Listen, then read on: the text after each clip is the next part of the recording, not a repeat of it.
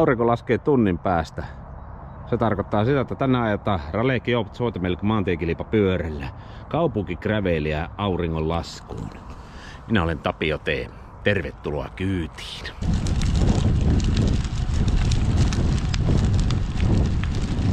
Menneenä viikonloppuna tuli ihan rehellistä maantielenkkiä. Semmonen 44 kilsaa.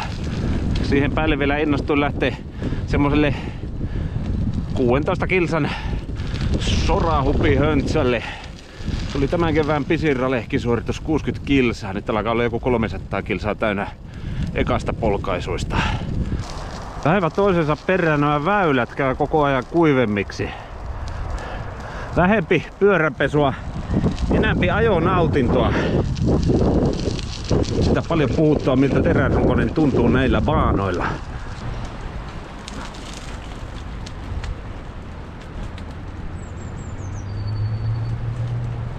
Virtaa vain vetten äärellä. Tänään aikomuksena käydä ailemassa ympäri tuo vanhan kaupungin Selkä-niminen vesistö. 20 kilometriä suunnilleen. Kelithän oli saman passelit lähteä ajelemaan vaikka revettejä, mutta sitä on semmoista aika omalle suoritustaiselle kovaa suunnitelmaa luvassa tonne joidenkin viikkojen päähän, niin mieltä mä lähden vaan ajelemaan rauhallisia tuttuja lenkkejä tässä kauniin illan ratoksi. Liikkeellä on kaikkia kalastajista koiraa ulkoiluttajia. Löysää hiekkaa. Juoksulenkkeilijöitä ja muuta kansaa. Paljon porukkaa liikkeellä kauniina iltana. Niin pidetään vauhdit maltillisena. Se voi olla, että reitilläni on 5000 muutakin ihmistä. No nyt on herkkua. Onko tällä vesistöylitys tehtävä?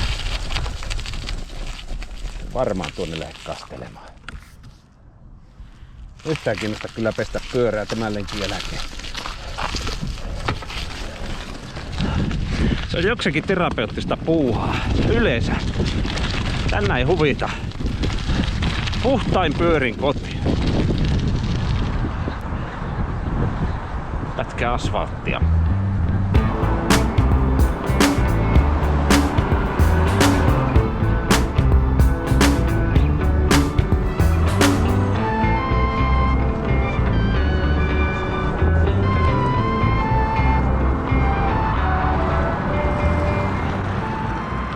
Siinähän oli pyöräilyväkiä tuossa Kloosaaren puistotiellä, että ihan pyöräilytapahtumalta jo tuntui.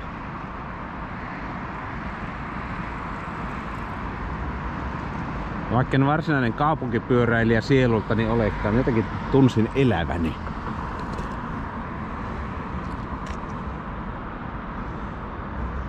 Tämä vehe oli ainakin ihan oikeassa paikassa. Asfaltillehan tuo kuuluu, mutta hiekalle vetää veri. Jatketaanpa matkaa. Hiekalle saavuin tommosen alamäen johdattelemana, joka heitti minulle hyvät vauhdit, kun tuota asfalteilta päin saavuin. Tuntuu kun olisin kotona taas.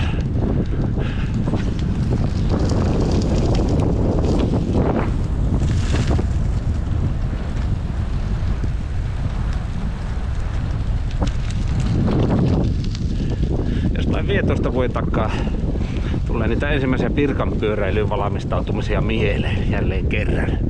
Kaveri toi minut ajamaan tänne.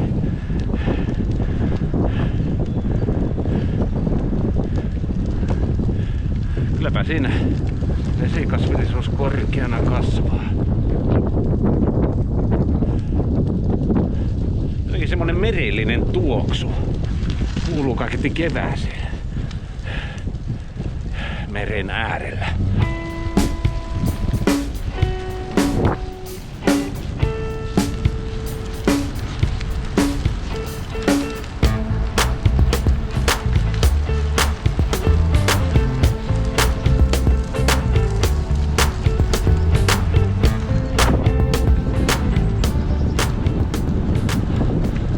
Onneksi nyt humisee korvissa vain ajoviima. Linnunlaulua siellä täällä. Liikenne etäämpänä. Metsällähän on tutkitusti terveyshyötyjä. Kauheaa pahtomistahan tämä, jos ei välillä syö.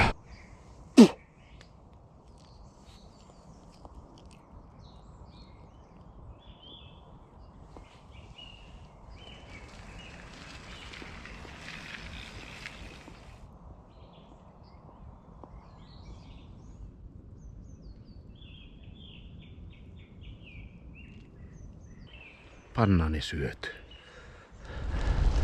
Illan aromit, jotka ei videolle välity, tarjoilee Helsingin yliopiston lehmätieteellinen laitos. Ei mua haittaa, se on kotosa haju.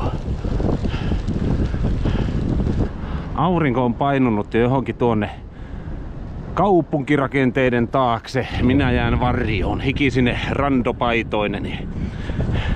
On ollut kyllä mukava hikinen tunti tässä. Kiitos ystävä, kun olet hetken viettänyt aikaasi suomalaisen pyöräilyaiheisen videosisällön äärellä. Mulla on ollut hauskaa täällä, kun on saanut tätä brittiläistä teräskasaa liikuttaa. Aika toivotella iloa ja rauhaa sinun päivääsi. Takku varmasti tavataan seuraavalla kerralla jossakin joskus jonkinlaisten pyöräilyaiheisten aktiviteettien merkeissä. Kiitos kun olet ollut tällä kertaa mukana. Heippa!